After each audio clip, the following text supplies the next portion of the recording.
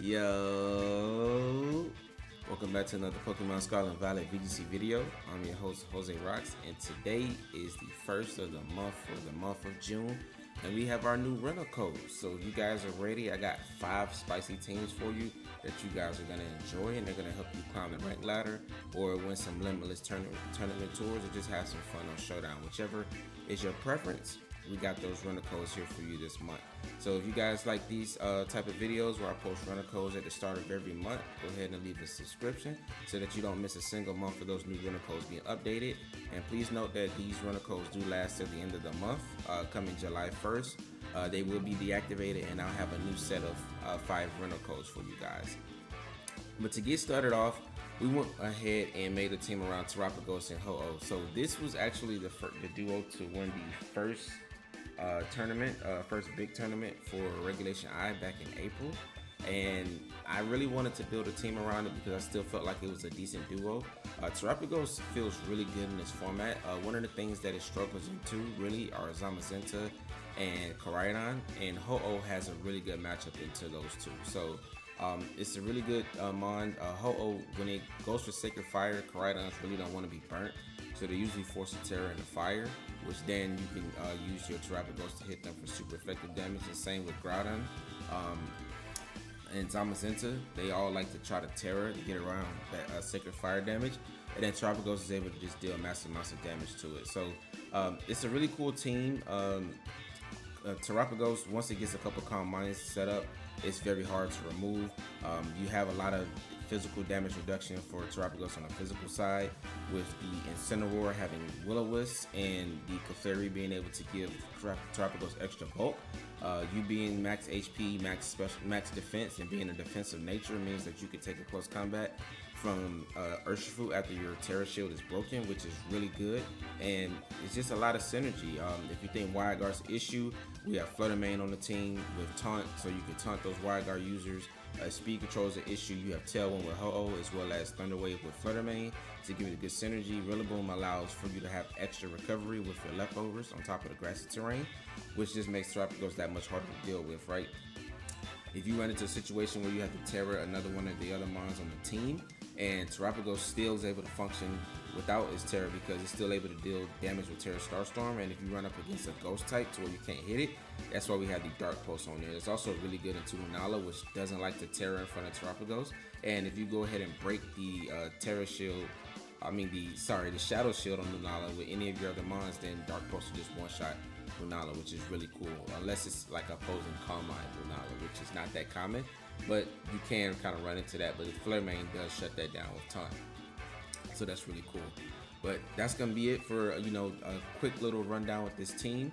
One thing to note, that Incineroar is Bug Terror with Rocky Helmet, which is just really defensive and hard for physical attackers to deal with. If you go in against a physically defensive like Calyrex, Ice, Miraidon, Zamazenta, those teams, you definitely want to consider bringing Ho-Oh plus Incineroar and Clefairy, just so you can spread those burns around and make it really hard for those teams to deal with Terapagos.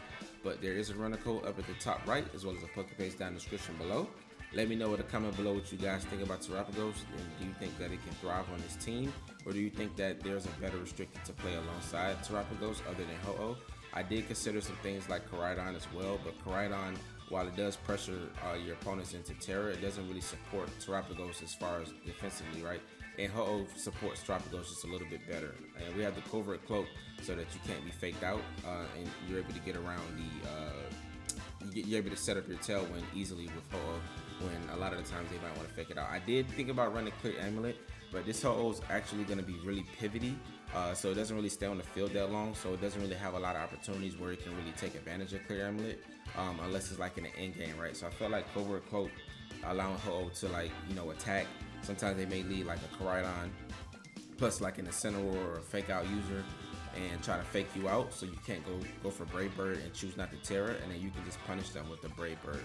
So that's what makes this whole set really strong alongside the Terapagos. But that's gonna be it for this breakdown. Let's get into the next one. Alright, so for our next team, we have a Miraidon and Kyogre team. So I haven't seen a lot of these teams running around, but as you guys know, if you've been following the channel, you know I absolutely love Kyogre in restricted formats. and I wanted to pair it with one of the best restrictors in the format, being Miraidon. So this team has a lot of cool synergy. I think Miraidon and Kyogre complement each other well, and you think, okay, well, both of your restrictors are special attackers. What about your physical damage?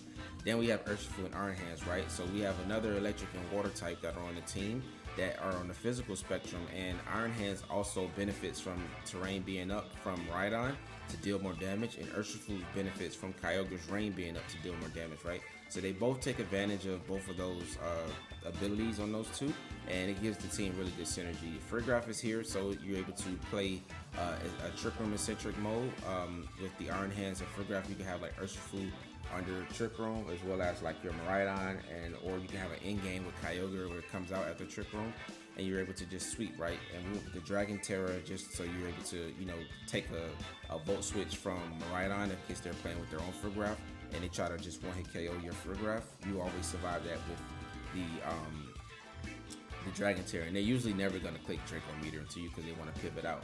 So that just gives you an easy Trick Room to be set up, and Electric Seed just makes Friggraph very hard to remove. So it's also like a really good pairing with Miraidon. And last but not least, we have Tornadus, which is also a really good pairing with Kyogre. It's really strong against Kyogre Rain in case they try to switch in their Miraidon or their Groudon to get rid of your Rain. If they don't have manual Sun, then you're able to just get your Rain back up and then just deal massive amounts of damage to them. And Kyogre's running 3 water attacks. I think that is optimal to drop Thunder on this team because you really need Hydro Pump with all the Wide Guard running around. And while we do have Taunt, there's a lot of scenarios where you may run into like a Friggraph or Indeedee where you can't Taunt in the terrain, and they have like Wide Guard, so you still can get around that by clicking Hydro Pump, which is really cool. So, and another reason we drop Thunder is that we have Wild Charge on Iron Hands, we have Electro Drift and Volt Switch on Miraidon, so we have plenty of electric coverage on the team, so I didn't think that it was necessary to have the Thunder on Kyogre. So the Hydro Pump just feels so good in this format. Like Water Terror, Hydro Pump in the Rain, it just does so much damage to everything and really gets around the Wide Guard setup stuff. And of course, Tornadus is running Dark Terror in case you run into like those Weezing Calyrex teams and they want to remove your Tailwind before you get a chance to attack. And then all you got to do is just Dark Terror, get your Tailwind up, and you'll be in a good spot from that point. Next week, and last but not least, we have Urshifu. It's going to be Water Terror. A lot of people using like Choice Band Ghost Terror right now, but I did feel like with Friggraph we didn't really need to have the Ghost Terror, and the Focus Sash just gives us a little bit more survivability and allows Urshifu to be like a really good in-game cleaner for this team. And Water Terror Surging Strikes in the Rain is literally no joke, right? It cleans up so much of the in-game. Aqua Jet to finish off, 1 HP mons, give you some priority on this team, just makes it really fun. And this team has a lot of good synergy, so if you guys want to give this team a try, there is a rental code up at the top right, as well as a Pokepaste down in the description below. Let me know in the comment what you guys think about Miraidon plus Kyogre. Alright, next we have one of my favorite teams of the month, and this is going to be a Calm Mind Lunala Zamazenta team. So a lot of people are using either one Zamazenta or Lunala as a support restricted next to their main restricted, like a Miraidon or Calyrex Shadow Rider. So I thought, why not use the 2 restricteds that are supportive next to each other and make one of them offensive, right? And just see how it works. And in testing this team, when I was testing it on Showdown, it felt so fun and so good to use. And Lunala really didn't feel like it was missing its Wide Guard because you have it on Zamazenta.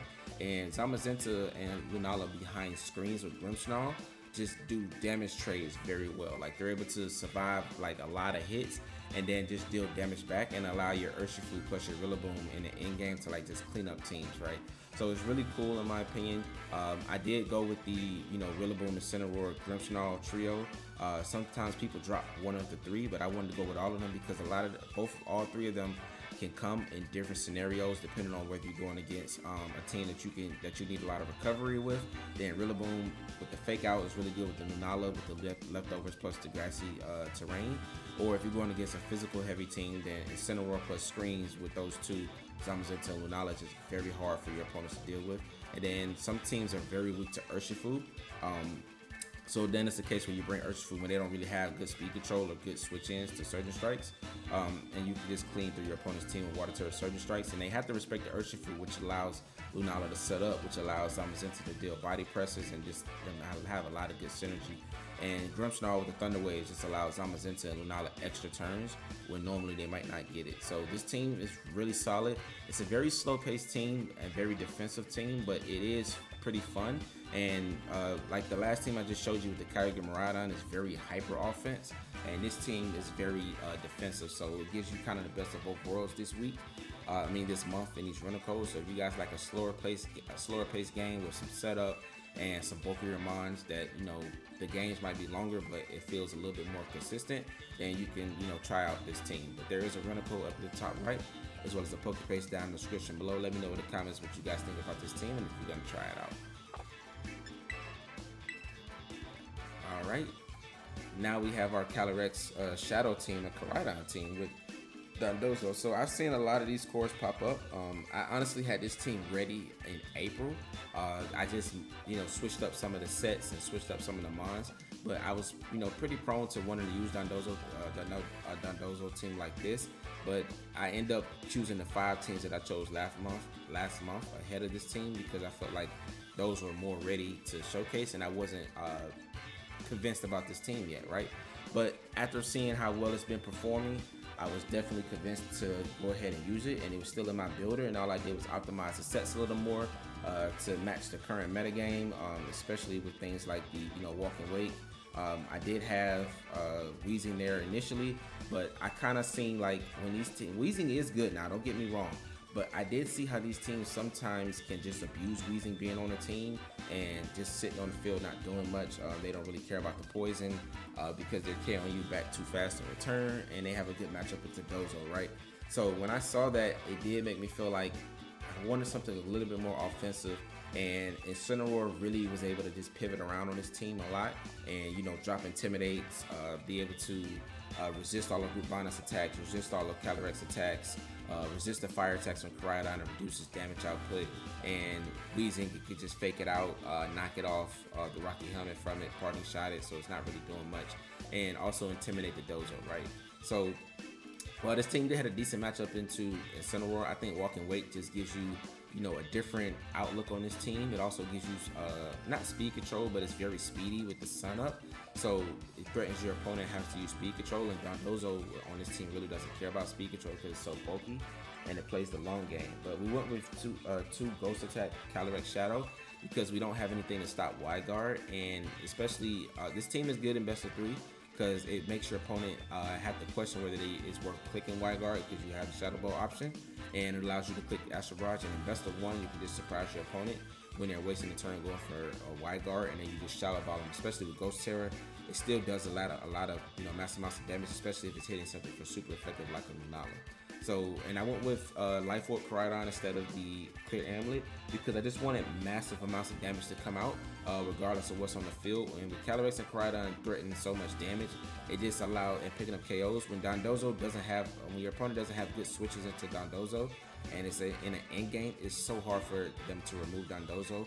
And Calyrex and Miraidon do a good job of removing key threats as well as Walk and Wake. Removing things that it can hit for super effective water damage, and Brute Bonnet being able to put things to sleep and pressure your opponent into having to respect Brute Bonnet, especially when you're going up with things like Calyrex Ice. They really don't like to see a Water Terror Brute Bonnet putting them to sleep, and playing the end game with Dozo, getting those order up boosts. And the Grass Terror is really good on Dozo because it helps you into the Miraidon matchup, as well as because it forces you to click Draco Meteor, and it also helps you in the Calyrex Ice matchup to where once you get a bunch of defense boosts, even if you're taking Glacial Lance, it's not doing that much, and you can get around a Leech Seed tech, right? Because that's one way they can use that to beat Dozo. So I do know that the Leech Seed tech can be kind of annoying for this team, but that's why Calyrex and Miraidon are so offensive. You really need to double down into the Calyrex, get it off the field before it's able to set up a Leech Seed, then you can really thrive with this team. But this team is really cool. One thing to note, the Walk and Wake has Snarl to help you deal with opposing Calyrex Shadow. It outspeeds them, and then you snarl them, and then also if you hit them with Astral Barrage, you can just Aqua Jet them with Walk and Wake, so you don't have to play the 50-50 at the end game or the early game, whether you have to win a speed tie or something like that, right? It really doesn't matter when you use those two. And the Walk and Wake is just not going to take much damage once it hits it with a Snarl and an Assault Vest. It can just soak up plenty of Astral Barrage, so it's really cool. And one thing to note that's cool about this team is the Tatsugiri is Poison Terror with Rocky Helmet. So this Tatsugiri is very, very bulky. And one thing that's really cool about it is Urshifu, if they do bring an Urshifu into your Calyrex or a physical attacker like Chimpao, You can switch in your Tatsugiri on their attacks and be able to break sashes and, you know, deal massive, especially into like surging strikes. You're able to just deal massive amounts of damage back to the Urshifu, and makes it very hard for them to stay on the field once their sashes are broken or their health is deteriorated, and then Calyrex can kind of clean up. So it's a really cool one thing to note about Tatsugiri, about how you can switch it in. It's not really here to be an in-game user like some Tatsugiris with Choice Scarf, because even with Choice Scarf, it doesn't outspeed Calyrex Shadow, which is not good. And so I didn't really feel like I wanted to use Choice Scarf on this team when I could, but I do feel like the Rocky Helmet was really cool on this set, and just allows you to have some defensive pivoting with this team when Calyrex and Miraidon could be kind of offensive. But that's a Rentalz is going to be at the top right, as well as a Pokepaste down in the description below. Let's get into the final team. Alright, last but not least, we have Zacian plus Miraidon. So we went with Miraidon twice this month. Last month we didn't use any of the restrictors twice, but I did feel like there wasn't another good partner that I can really put with Zacian this month that didn't double up on some of the other restricteds. So I just chose to go ahead and go with Miraidon. But one thing that we did do, instead of it being Choice Specs Miraidon like the one on the Kyogre team, this one's Assault Vest with Electric Terror, and it plays a little bit different. So this one is reminiscent of the Miraidon team that won the first regional of Regulation I believe it was Milwaukee if I'm not mistaken. And it had, you know, screens, Grimmsnarl with this Miraidon was very hard for you to deal with, right? So we're still using that set with the screens, Grimmsnarl, and Miraidon, as well as the Incineroar to just make this team super bulky, and the Choice Band Urshifu. But we went ahead and, instead of something like the Lunala and the Ursaluna, we went with Landorus and Zacian. So it's a little bit more speedy, but Zacian just threatens other Miraidons like so well. You can just protect in front of them, force them into one of their terrors, and if they terror into Fairy, you hit them with Behemoth Blade. They don't terror, you can just play rough them, and it's a really solid bond into Miraidon, and it feels really good into those teams. And Zacian is really strong behind screens. A lot of people don't give it enough credit for its damage output because they think that Incineroar just slows it down. But this team does a really good job at dealing with Incineroar. Think about what counters Incineroar. Landorus pressures Incineroar with Earth Powers. Urshifu pressures Incineroar with Surging Strikes. Miraidon, Electro Terror, Electro Drift pressures Incineroar for a one-hit KO. So you have a lot of different things on this team that can deal with Incineroar, so it's not really that big of an issue. And when Zacian comes out in games and it's like has its attack boost, it's just so hard for your opponent to deal with, especially if they already expense their terror. Zacian just naturally outspeeds all the other restrictors outside of Calyrex Shadow. And if you get a Thunder Wave off on Calyrex Shadow, then you're in a really good spot with the Grimmsnarl. So Grimmsnarl is really essential for this team, having the extra bulk that it needs to survive, so you don't necessarily need speed control, but also offering the Thunder Wave in case it's a situation where you need it.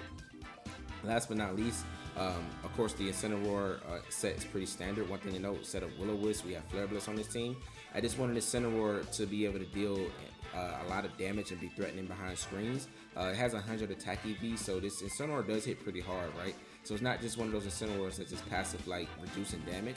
That's Grimmsnarl's job on this team, but this Incineroar is able to just, you know, be able to deal damage. And so it threatens with Rocky Helmet damage, as well as Flare Blitz and knockoff chip, to where it's really annoying for your opponent. They kind of want to get off the field, but if they have physical attackers, then they're still taking a lot of their damage to deal with this Incineroar. And the Landorus, we went with the Poison Terror over something like Water Terror, because Sludge Bomb, Poison Terror is able to help you counter those Fairy Terror Miraidon. Now, if they just go for Draco Meteor, of course they can one-shot you, but if you have Light Screen up, then you can survive that because this is a bulkier Landorus. And if they do Fairy Terror to try to get around your Earth Power, then you can just read that and go for Sludge Bomb, which still, you know, deals massive amounts of damage to them, and they don't have screens up, and it's just a one-shot. And then we went with Taunt because I wanted a little utility on this team to help deal with like Trick Room teams, which can be a little annoying for this team if you don't have like your Incineroar or your Grimmsnarl out on the field. Some of these other mons are just a little bit too speedy, but the Urshifu can play under Trick Room against like faster mons because it's not max speed, right?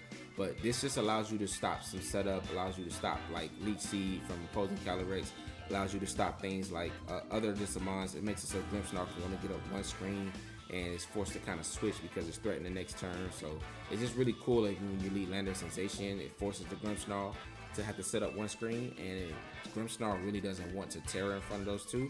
So it's forced to switch out, and you can make that read and then just double up into a slot and then just deal massive amounts of damage. Because if you poison terror in front of Grimmsnarl with Zacian and Landorus on the field, then Grimmsnarl is just not threatening any damage, so it's really gonna want to switch out, and you can punish that. But that's gonna be it for this last team. I feel like it does have a lot of similarities to the team that won the Milwaukee Regional. So if you've been playing with that team, then this is just a small adaptation to that team that you can take if you just want to use Zacian on something that feels really balanced and supports Zacian really well. But that's going to be it for this team. There's a Rentalz up in the top right, as well as a Pokepaste down in the description below. But that's going to be it for this video, guys. Let me know in the comment below what you guys think about these teams, if you're going to try any of them out. And if you do, go ahead and leave a comment below or leave a subscription for me if you like these type of content, because we're dropping these Rentalz the first of every month, and we've been very consistent on doing it for like the past 7-8 months, right? So these teams are always good. Like I say, you can take them on best of 1 ladder, you can take them on best of 3, you can take them on the best of 3 ladder on Showdown, you can take them to limitless tours, you can take them to regionals or internationals or even the world championships if you really like the team. And also you can take, you know, some inspiration from these teams and then build your own teams around them. But that's kind of like what I like to do and the type of teams I like to put out. But like I said, that's gonna be it for this video, and I'll catch you guys in the next one. Stay tuned, more new videos soon. Deuces.